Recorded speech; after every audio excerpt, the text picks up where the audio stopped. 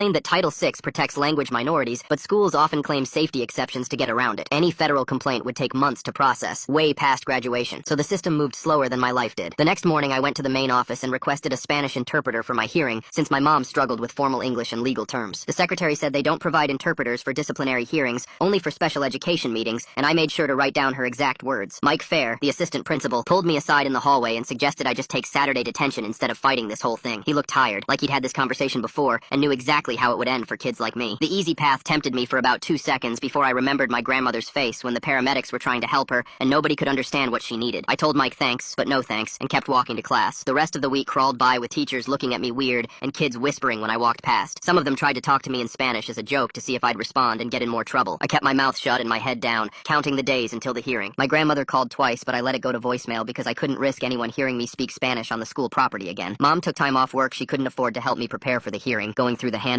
and printing out everything Orlando had suggested. We stayed up late organizing documents and practicing what I would say in English, even though it felt wrong explaining in English why speaking Spanish saved a life. The morning of the hearing, my stomach hurt so bad I could barely eat breakfast, but Mom made me try anyway. My phone buzzed with an email notification while I was getting my papers together. The scholarship committee had sent a message about reviewing all disciplinary records before making final decisions. My hands went cold reading that they'd be checking my permanent record next week. This wasn't just about missing 3 days of school anymore. 4 years of straight A's and perfect attendance could mean nothing if that suspension went through. I shoved the phone in my pocket and grabbed my backpack, trying not to think about how college might disappear because I spoke Spanish to save my grandmother's life. The hearing was set for 2 o'clock, but first I had to get through a whole school day. At lunch, I got a text from Mom that my grandmother was released from the hospital. She needed someone watching her constantly now and checking her medications every 4 hours. I spent the rest of lunch period setting up phone alarms and texting our neighbor about check-in times. The chemistry test was tomorrow and I hadn't studied at all. Everything felt like it was piling up at once. During study hall, an email from Ruben popped up on my laptop. He'd been researching and found that recording hallway audio might violate state privacy laws, but he also said courts usually gave schools lots of power for safety reasons. Every legal argument had a counter-argument that helped the school. The whole system seemed set up to protect them, not us. My phone vibrated with a text from a classmate I barely knew. She'd sent a shaky video that showed Principal Harris standing by the entrance with his personal phone pointed right at me while I was on my emergency call. This wasn't just security cameras catching something by accident. He'd deliberately recorded me himself, like he'd been waiting for me to mess up. I forwarded the video to Orlando right away, my fingers shaking with anger. That night I stayed up making a timeline of everything that happened. Orlando came over and helped me write down every single timestamp and detail I could remember. He kept crossing out parts where I wrote how I felt and made me stick to just the facts. The times, the places, who said what, who was there. No opinions, no emotions, just cold, hard facts that nobody could argue with. Working on it actually helped calm my nerves a little. The next day during lunch, I walked around quietly asking Vietnamese and Haitian kids about their experiences with the language rule. Most were scared to talk, but a few wrote anonymous statements for me. One girl lost her National Honor Society spot after answering her mom's call in Vietnamese. A Haitian boy's parents stopped coming to his games because they were afraid of speaking French by accident. The stories kept coming, each one showing the same pattern of fear and lost opportunity.